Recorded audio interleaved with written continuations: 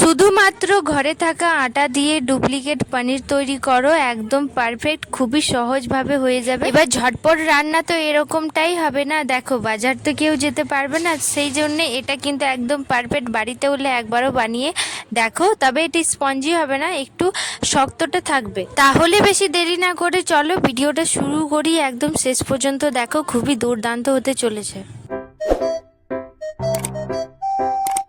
সবার বাড়িতে আটা তো থাকবে, গমের আটা, যে আটা দিয়ে আপনারা ডেলি রুটি বানান রাতে, সে আটা কিন্তু নিয়ে নিতে হবে। এখানে আপনারা পরিমাণ মতো বানিয়ে নেবেন। আমি এখানে 3-4 চামচ দিয়ে দিলাম, তারপর একটু দিলাম লবণ, আর একটু এখানে দিচ্ছি মশলা, সেটা চিকেন মশলা দিচ্ছি। চিকেন মশলা যে স্মেলটা সেটা কিন্তু খুবই ভালো লাগে, সেই জন্য। তারপর একটু দিলাম গোটা জিরে আর লবণ দিয়ে ভালোভাবে এটা জল দিয়ে মেখে নিতে হবে। যেরকম কেকের যে বেটারটা করো ঠিক সেরকমই এটা কিন্তু করে নিতে হবে। বেটারটা করার জন্য বেশি কিন্তু জল দেব না, কারণ এটা ভাপাবো, সেই জন্য তো হালকা জল দেব পরিমাণ মতো, না বেশি মোটা থাকবে না বেশি পাতলা থাকবে, ঠিক পরিমাণের মতো। দেখো আমার কি সুন্দরভাবে করা হয়ে গেছে।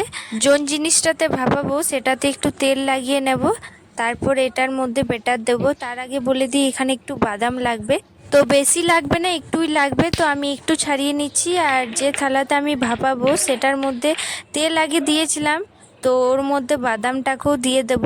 তারপর যে বেটারটা আমি করেছিলাম সেটা দিয়ে এটা কিন্তু ভাপিয়ে নেব।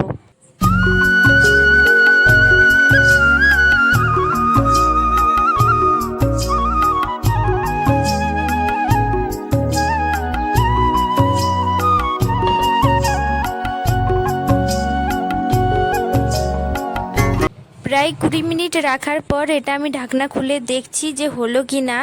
তো কিভাবে বুঝতে পারবে? একটা টুথপেক বা একটা কাঠি দিয়ে, এবার কাঠির মধ্যে যদি লেগে যায় সেটা এখনো হয়নি, তো আর যদি না লেগে থাকে তো একদম পারফেক্ট হয়ে গেছে। তো আমি একটা চাকু দিয়ে দেখেছিলাম, সেটা তো আমার দেখলেন যে একদম লেগে যায়নি, তার মানে এটা হয়ে গেছে। তো এটা আমি নামিয়ে দিলাম, আর যেহেতু তেল লাগিয়েছিলাম সেই জন্য কিন্তু খুবই সহজভাবে এটা কিন্তু বেরিয়ে আসছে। তো একদম দেখো, একদম পিওর কেকের মতো লাগছে।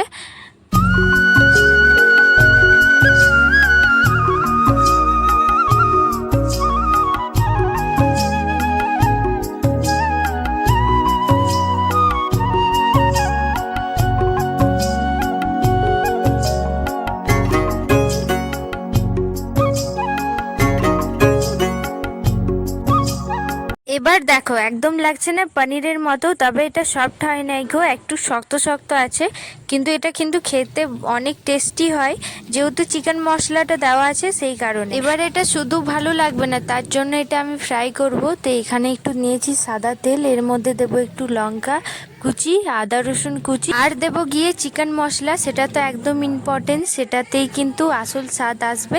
তো ওটা আমি দিয়ে দিলাম তেলের মধ্যে। এখানে আমি একটু গ্যাসটা লো করে রেখেছি, কারণ চিকেন মশলাটা পুড়ে যাবে সেই কারণে।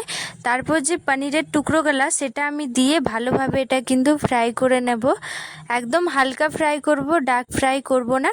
তো দেখো আমার ফ্রাই হয়ে গেছে, এটা এবার নামিয়ে দেব। আর ভীষণ ভালো হয়েছিল, বিশ্বাস করো, খেতে দুর্দান্ত এটা হয়। এটা কিন্তু বাচ্চাদের আটা দিয়ে এই রেসিপিটা বানিয়ে টিফিনে ভরে দিয়ে দিতে পারো। এটা আটার যেহেতু পেটটা একদম ভরা থাকবে, আর ভীষণ ভালোও হয় খেতে। পনিরের টুকরো, এটা একদম বাচ্চারা বুঝতেই পারবে না যে এটা পনির না এটা আটা দিয়ে রেসিপিটা তৈরি, খুবই দুর্দান্ত হয়। তো এটা অবশ্যই বানাও। তো ততক্ষণের জন্য রাধে রাধে, সবাই ভালো থেকো, সাবস্ক্রাইবার করো চ্যানেলটা, ভালো লেগে থাকে তো এই ভিডিওটা লাইক শেয়ার করো। পরে দেখা হচ্ছে নেক্সট ভিডিও। রাধে রাধে।